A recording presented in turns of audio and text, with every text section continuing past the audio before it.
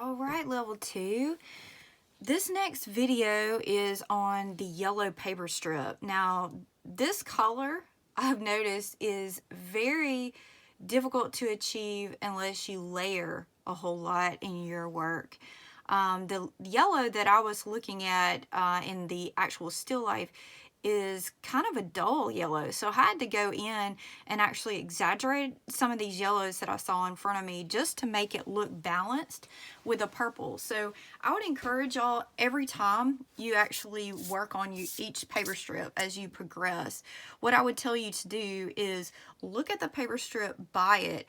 If you exaggerated the colors and the tones in that particular one and the one in front of it, then do the same in this one. And if you made really, really brights in this one, then do the same in these. And if you made really darks, do the same in this. So I'm going to show y'all just a little bit of how you add brights to this, how you might add some medium tones to this, and then how you would add some dark tones. I've used a lot of different colors in this. What I will do for you all is I will take a photograph of the colors that I used in here and I'll attach it to your lesson, and then I'll do the same thing for this and the other colors that I have. So you'll actually have the numbers of the color pencils and all that to refer to as you go. So on this one, the yellow is a very warm tone. So I did add a base of cream before I actually started. So this, as you can see, this is a really highlighted area. So I added cream initially. I did actually add layers of white as I got into it a little bit more. As I finished my final layers, you can see right here, and I even put some white right here as I went just to brighten some things. So that is my base tone. I'm going to add just a little bit of it here. It gets more into the medium yellow, as you can see right there. So I have that, and the yellow that I'm going to use that's in y'all's pack, let's see, it is canary yellow. And I'm going to add just a little bit. You can kind of see how as it rolls through the medium area. So I'm going to start right here. And I'll add some of this, and if you look at it, and you may not can tell, but this is actually brighter than what you see right here. So what I'll end up doing is I'll add just a little bit of cream just to neutralize it a little bit. So like I said in the other video, what you're going to end up doing is whatever the base is, if you added like a cream or whatever, a white to your piece, you may end up adding that a whole lot in your layering as you add a color to tone things down if you need to do that or to brighten some things. Okay, so what I'll do here is I'm going to brighten this just a little bit with a white. So I'm adding my white on top of my cream. I really haven't added any yellow right here as of yet. I'm going to put just a little bit of yellow right here. And I'm adding this so very light, it's almost as if I'm not touching my surface there.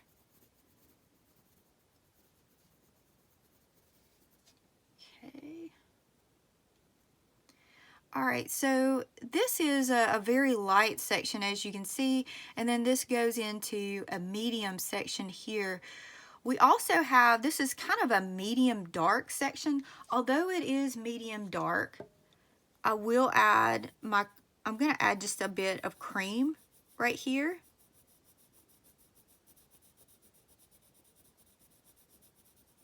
And then what I'll do, because this whole thing has a base tone of yellow, I am going to add just a little bit of this yellow. I would say in all of your dark sections, add whatever your base color is, which would be this yellow in this case. And then what I'm going to do is I'm going to add to this, I have, let's see, this is Spanish orange. And then this is goldenrod. Goldenrod is really good for this. I added the goldenrod in this section. You can kind of see right here. I had added it there, and we'll talk about this, but I did add this there, and I added this there. It's a really good reflective color as you continue to work. So I'm going to start out and I'm going to add my Spanish orange right here. And then I'm going to add my goldenrod right here. So it's just going to, it tones down your original color, but it also darkens your color as well. So we're going to move up to this little area. I'm trying to hit every little spot that I feel like would show different tones as you go. So I'm going to add just a little bit of a base tone or a base application of this cream right here. I'm going to go rather light. So you can see you're going to go the heaviest on the brightest, and you're going to go the most transparent on your darkest color.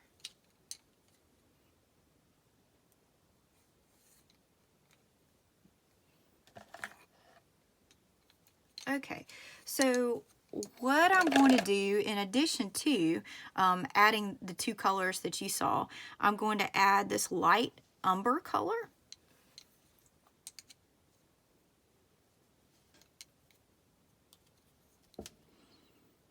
So I've got just a little bit of this, it's a Spanish orange right here. And then I've got the goldenrod that I'm adding right here. This is just going to warm this shadow up. This is a very harsh shadow, as you will see. And then I'm going to add this light brown right here. The light brown, it was actually added in some of the shadows right here. It works really well in some of the shadows.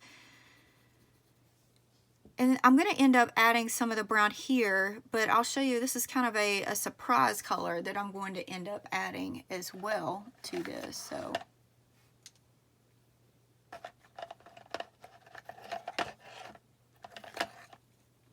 So instead of adding my cream to my base on this, what I'm going to do, this is ginger root, and ginger root is a really nice neutral.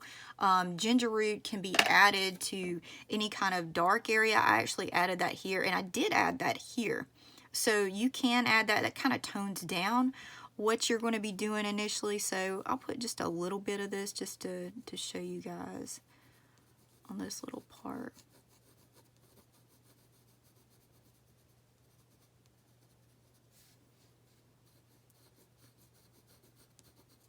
Just a bit of this here.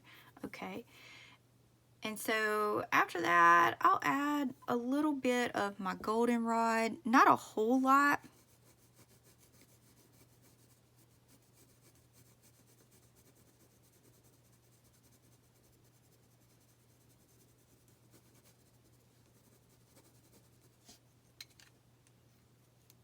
And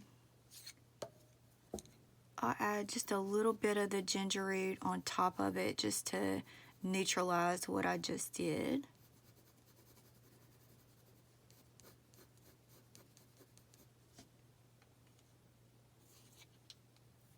All right, and I have the lilac that I'm going to add, and I know lilac was right here.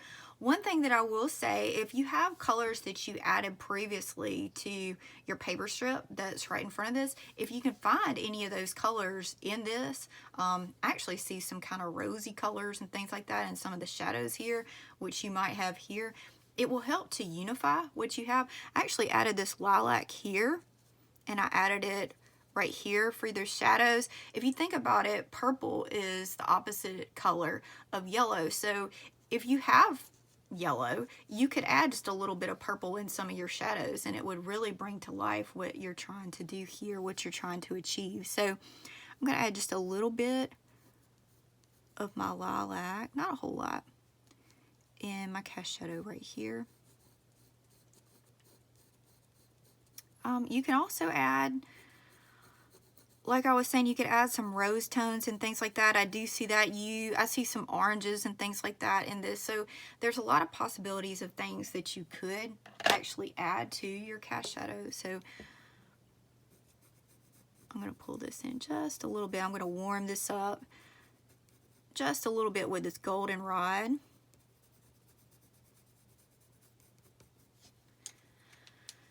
But yeah, just keep on using all kinds of different colors.